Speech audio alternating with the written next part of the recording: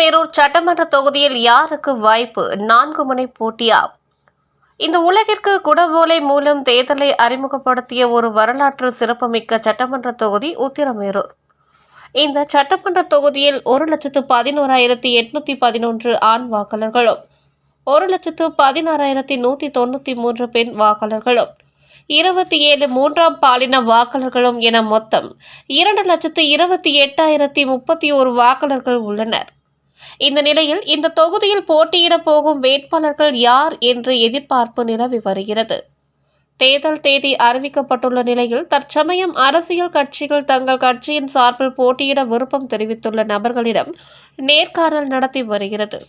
இந்த நிலையில் எந்தெந்த கட்சியில் யாருக்கு வாய்ப்பு கிடைக்கும் என்கின்ற எதிர்பார்ப்பு உத்திரமேரூர் சட்டமன்ற தொகுதி மக்களிடையே நிலவி வருகிறது.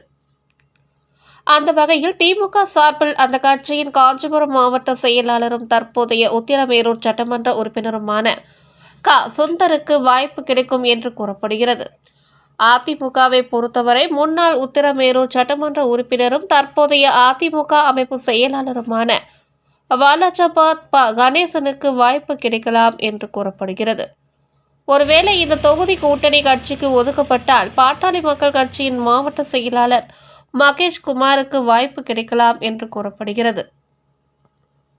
தமிழக வெற்றி கழகத்தை பொறுத்தவரை வாடாதவூர் எம்.ஐ. சதீஷ் அவர்களுக்கு போட்டியிட வாய்ப்பு கிடைக்கும் என்று கூறப்படுகிறது.